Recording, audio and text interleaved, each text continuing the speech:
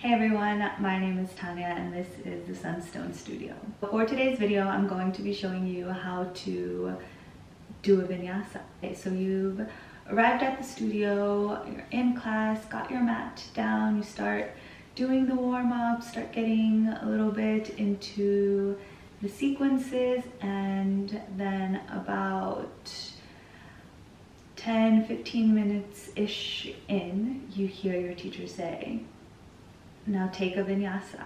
So what is a vinyasa? Well, a vinyasa is typically used as a transition between different asanas, different sequences, or set of poses during class. So for example, maybe you've already done one sequence on one side, and then before moving on to the other, your teacher will ask you to take a vinyasa. It's used in all different sorts of classes that you'll find all around the world. Very common, very typical thing to do, very typical thing to hear during class. And today I'll be showing you kind of just two different ways of doing it. If you're not already on your mats, go ahead and hop on and I will meet you there. So vinyasas start in a plank.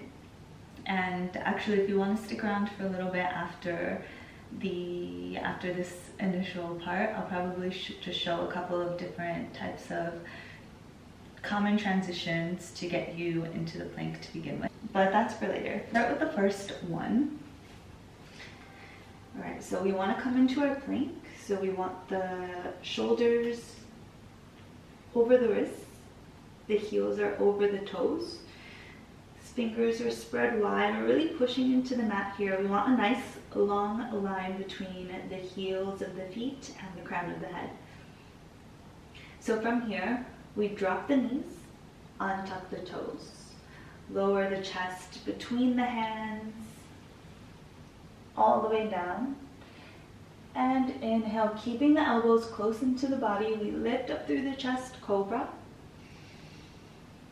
And exhale to bring the chest back down. Tucking the toes under, we lift the hips up and back into our downward facing dog. So we'll get into the second one. Starting back in our plank. Again, just checking in with the alignment. Shoulders are over the wrists, heels are over the toes, core is squeezing in. So from here, we'll keep the elbows tucked in and begin lowering down. We'll go only halfway up to where the elbows are. And then as you inhale, we untuck the toes, lifting up through the crown of the head, upward facing dog.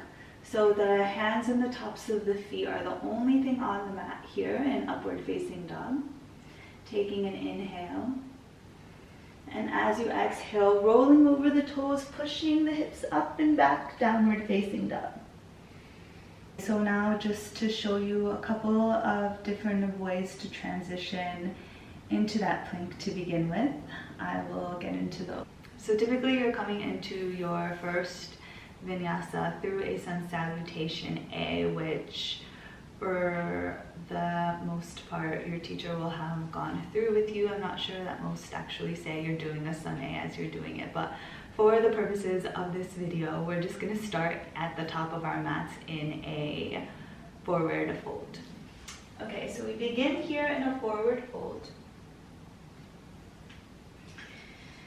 From here, we plant the hands, step back, take a vinyasa.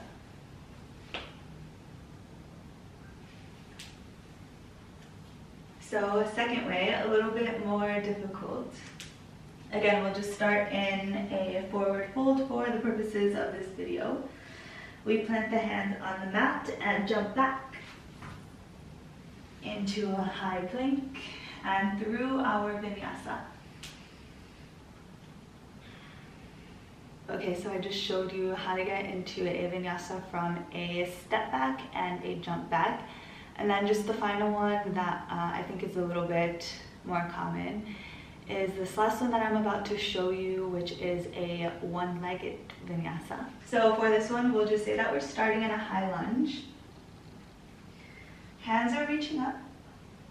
We bring the hands down, kicking the left foot up, and we take a vinyasa.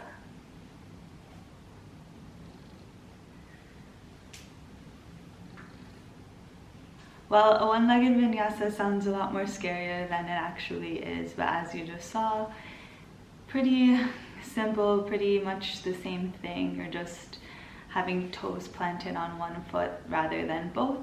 Yeah, I hope you found this video useful. Go ahead and give all those different types of transitions and mix and match them, see what you like best, so that next time you're in class and your teacher says to take a vinyasa, you know exactly what you're doing, you know exactly where to go from there, and you can make it your own without having to look around and try to figure out what other people are doing. Hope you found that to be helpful, and I'll catch you in my next one.